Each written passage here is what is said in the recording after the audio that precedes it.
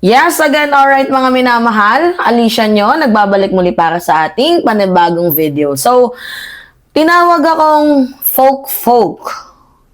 Nang walang iba, kundi yung merong hiwa sa gitna na si Jack. Oo. Paano ba naman kasi? Kinall out ko lang.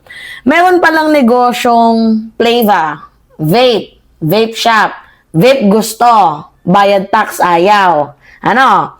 So, merong negosyong Plava. Itong si Jack. Pakita ko sa inyo, ha.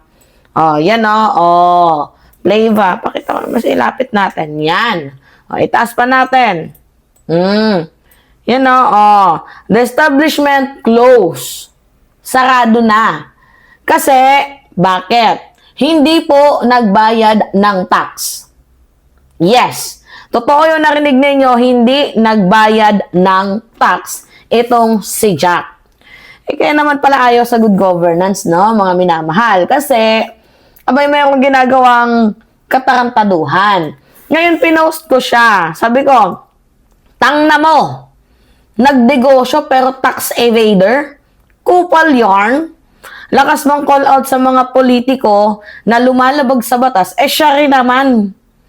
Diba? May paltik ata tong ngongong to kung mag-isip. So, isa lang yung masasabi ko, dalawa sira mo. Sanguso, pati sa ulo. Vape gusto, bayad tax ayaw, Qpal, mas masahol ka pa sa bangag. Kaya ko yan nasabi mga minamahal, kasi diba alam nyo naman, grabe kung makapanira. Itong, alam nyo siguro kaya hindi to ginawang kumpleto ng Diyos. Kasi alam ng Diyos, wala tong magandang sasabihin eh.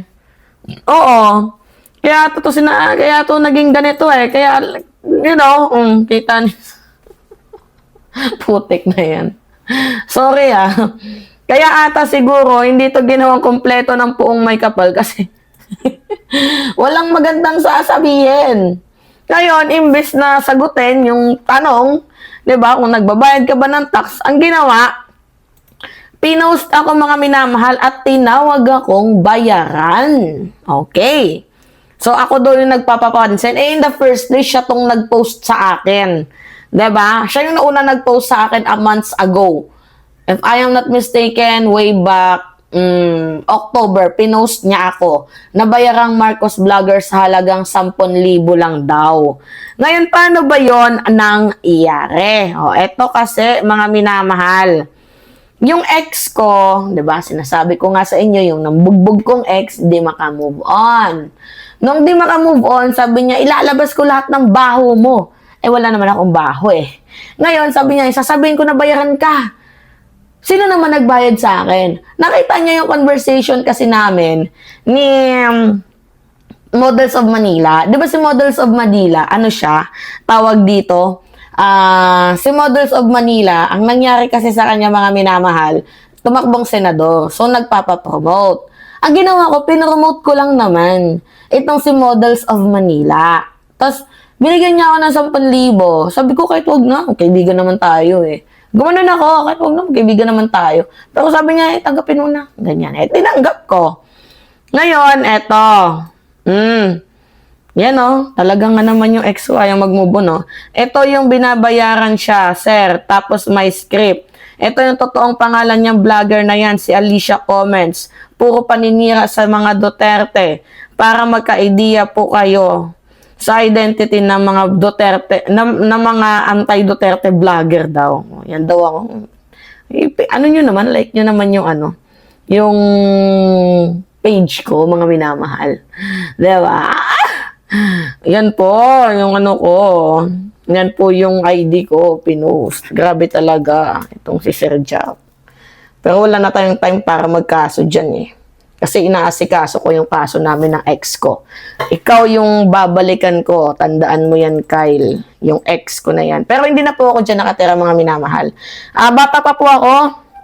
Nung nandyan ako sa Purok 2, Zone 8, Kupang, Antipolo City. Tumira ako dyan ng almost 4 months. Oo, dyan sa Kupang. Pero ngayon wala na po ako sa Kupang.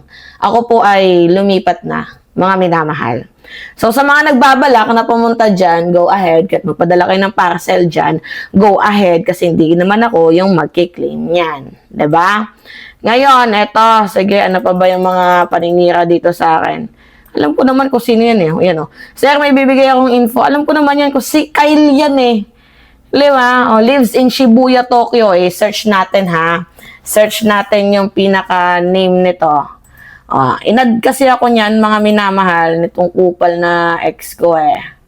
Nasa na ba yun? Rave. Search ko lang ah. Rave.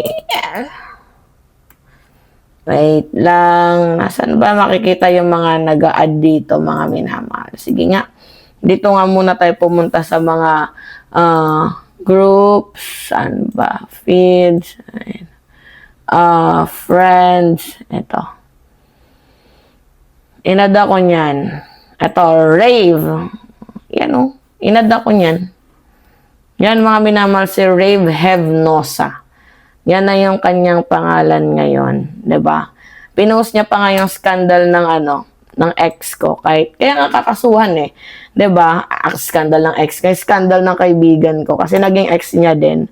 'Di ba? So, talagang yan eh, yung ugali nito, sukdulan ng pagkasama eh. Hindi na lang mag-move on. Pero anyway, hayaan natin yan. Oo, sige, pagpatuloy. Eto, sinasabing naging lalaki ko daw. Hindi ko naman lalaki yan. Kaibigan ko yan. Oo, yan po ay si Win-Win. Eto naman, kaibigan ko din yan. Yan po ay si Dapulag.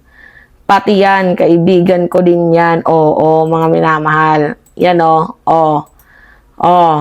si pinang-blurred niya eh.